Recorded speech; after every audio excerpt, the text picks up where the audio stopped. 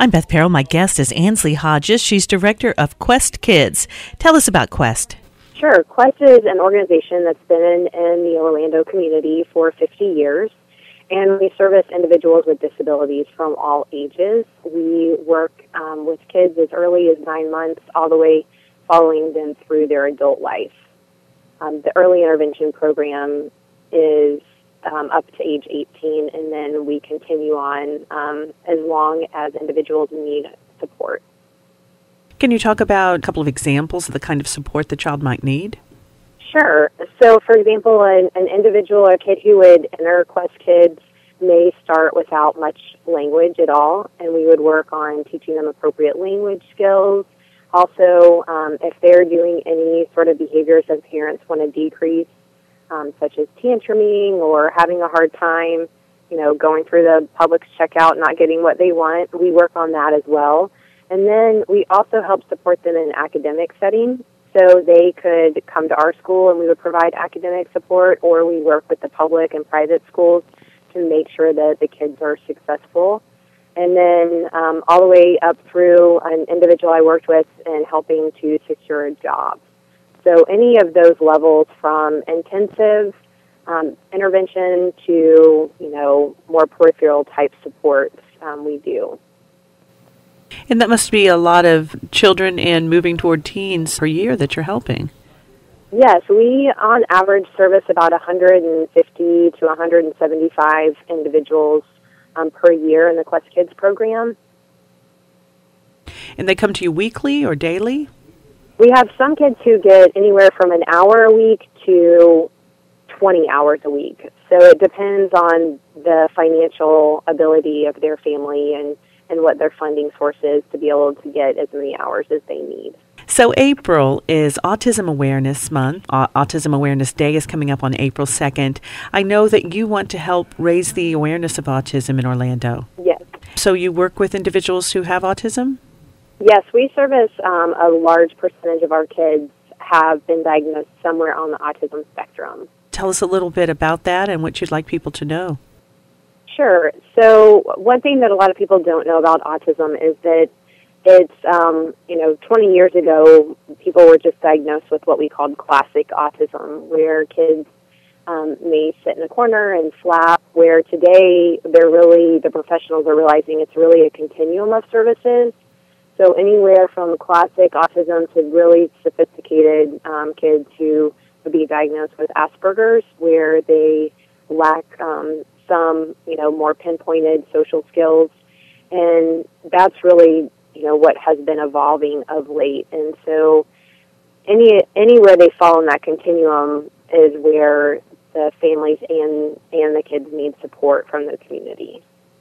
So I guess part of the awareness that you would like to take place is that people know you're there to provide that kind of support.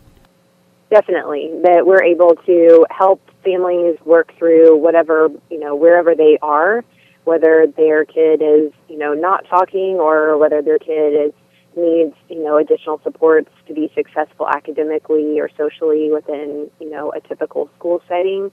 That's where we bridge that. And the service that we provide is a scientific-based service, which is called applied behavior analysis, and that's been scientifically proven and validated for kids with autism.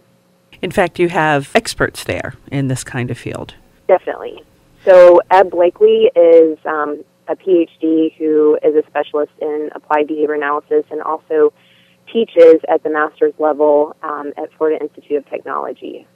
So if a parent were to contact you right now, how would it proceed? What do you do when somebody contacts you and asks for help? We find out if they already have a diagnosis or if they just are in that stage where they feel like something's not quite right with their son or daughter. And depending on that, we either steer them to a professional who can help give them that diagnosis, or we'll do an evaluation and recommendations that they can take with them to their doctor.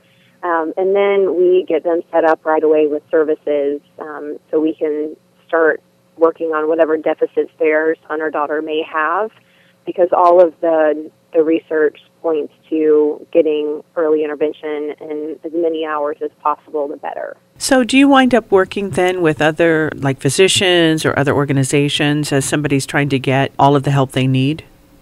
Yes, we work closely with physicians and psychologists. Those are the two frontline medical experts that the families encounter, whether it's their family pediatrician or they go to a psychologist in order to get the testing and diagnosis for autism and kind of walk them through that process. Well, very good. So I appreciate you telling us about autism specifically. And in fact, do you have something coming up special then in April in terms of the Awareness Day? Sure. Quest is really striving to produce more social media and awareness. So we have several videos that are going to be out on our Quest TV YouTube page as well as our Facebook page. And then we will also be in the month of April on the 10th. We'll be hosting the spotlight feature for the Magic game. So we'll have 4 of our students from Quest Kids Academy who will be presenting the colors at that game, as well as the tickets that are sold that night. $5 of each proceed will go to help support the individuals at Quest who need services. And let people know now how to contact you and learn more. Sure. You can contact us at 407-218-4304 and or reach out to our website at www.questkids.org, which has our program application and information. There's also a lot of useful information on the website if you're not sure of developmental milestones that your son or daughter may or may not be hitting.